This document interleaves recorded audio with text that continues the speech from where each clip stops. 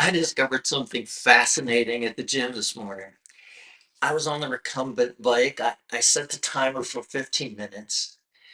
Now, at this stage in my encore life, I can't just hop on the pedals. I have to watch every part of my body: knees, hips, ankles. Apparently, at 65, every part of my body wants a vote. So I was paying attention. I was watching my legs so they didn't bow out and hurt my knees. I was feeling the rhythm, breathing steady so my heart murmur doesn't act up, pace consistent with the music. Everything felt smooth enough. Then my mind started wandering, not into anything dramatic, just the usual human parade.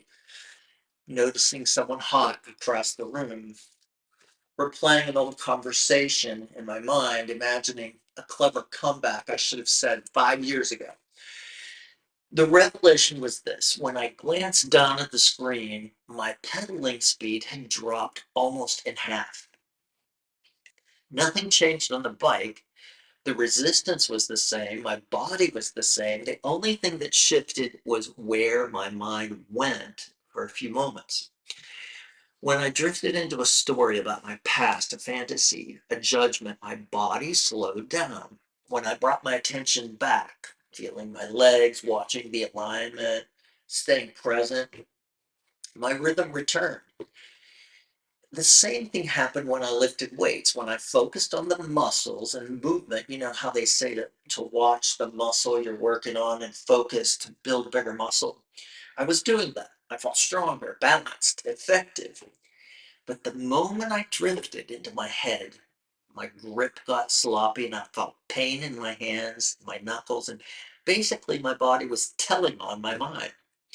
And it hit me. Living in your brain shows up in your body. When you collapse into the past, something in you slows and eventually tightens. And when you come back into the now, you flow freely again. And maybe this is simpler than I'm making it. When we live inside the story we tell ourselves, we lose power and stamina in our lives. When we live inside the moment, inside the now, we regain our power.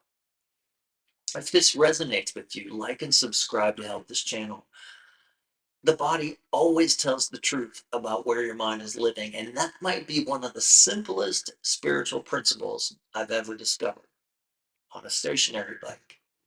Life can get really busy taking care of my home, two careers, and my family when your mind can't seem to get quiet to rest. That's when you need to use zeroing out.